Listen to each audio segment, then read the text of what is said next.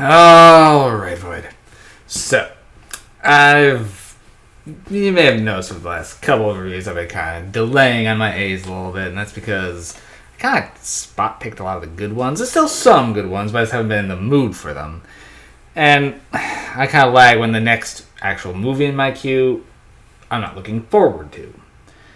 I mean, part of me is with a morbid curiosity, but if I'm actually wanting a good movie, sometimes it's hard to actually put it in. So, the next one in my actual one that my partner's not waiting for me to, that I'm not waiting on my partner for, is After Sundown. Have you heard of this movie? No one's heard of this movie.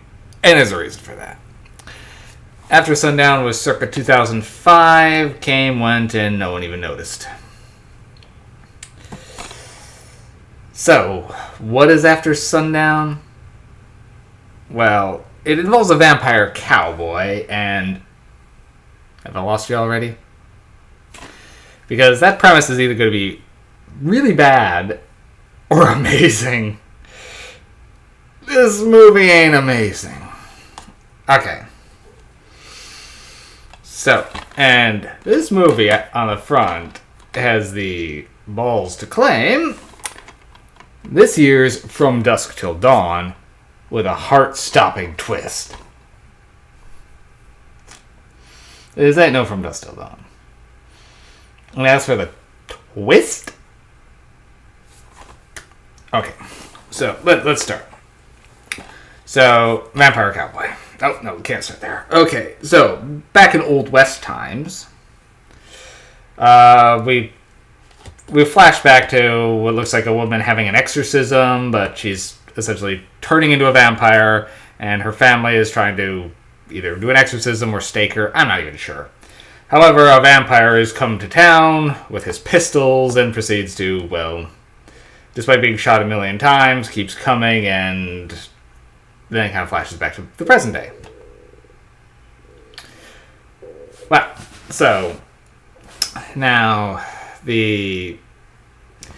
our main characters are this team that's hired to essentially, they're like some developers or something, or at least the grunt crew involved therein. They're moving a cemetery to build something or other. I can't even remember. Well, and essentially taking out all the bodies, well, they come across, well, one that never decayed. And has this weird knife jammed into her chest. It's the girl from the first scene! Well, when that knife gets... Then, not only that, the guy... then while doing that, they notice... One of the crew notices something glinting in there and just kind of covers it over and comes back later to claim it, and, well, that's the cowboy vampire. I guess they were interred together. How did cowboy vampire get interred? We don't know. It never really goes into it. I think they dropped a house on him, maybe, or a building collapsed. I don't even really remember. So, they take him down to essentially do some medical things to see why this body hasn't decayed. They pull out the thing, and later on, of course, she gets up, and then she starts raising the dead just by giving a little bit of her blood. They get up as these mindless zombies. So this movie becomes more of a zombie flick pretty quickly than a vampire flick. We got two vampires running around. Cowboy vampire, and girl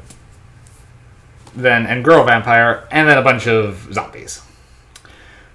Well, the main characters are mostly just going on about their own business. And I give it props for trying to give them each something else going on, but you don't really care because you got the loser character who just wants to go out with his girlfriend, but he needs to go back for his paycheck, which is how he bumps into the zombie horde.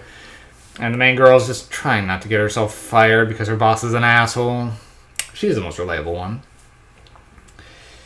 Anyway, so they barely have anything to do with the main plot, as well.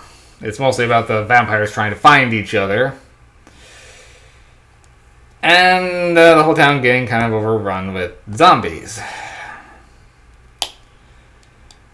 Well, The twist at the front here is really proud of is there's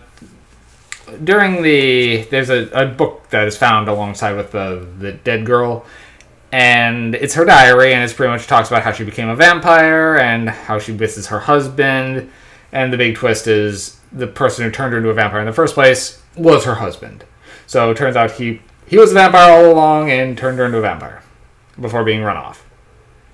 That was the twist, that he was a vampire all along. Okay, do we care? That wasn't surprising because we were her talking about her husband, and it's like it wasn't making it seem like it was that big of a secret. And though the movie plays it like it's a big reveal, I don't know. The acting is not good in this. The effects are not good in this. And it's very basic by the numbers. Nothing is here to write home about. You got the asshole who's you just waiting to die, and he does. So, yay. So, Vampire Cowboy doesn't really work out very well. So, after Sundown, give it a pass. One MacGuffin. It was... Is it really a 1? Because usually I give movies like this a 2 MacGuffin.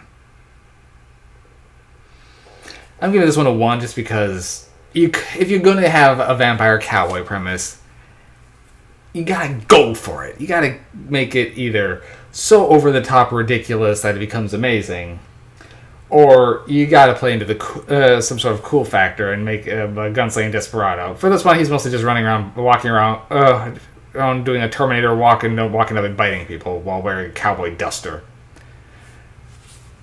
Also, that the vampire on the cover, Cowboy Vampire, he has one line in the whole movie where he just says his wife's name. That's about it. I mean, she has a couple lines, mostly talking about telling the dead to go do their thing, but she at least has a voiceover for all her the flashbacking. Yeah, 1 MacGuffin. Forget it. This one gets 1. See you, Void.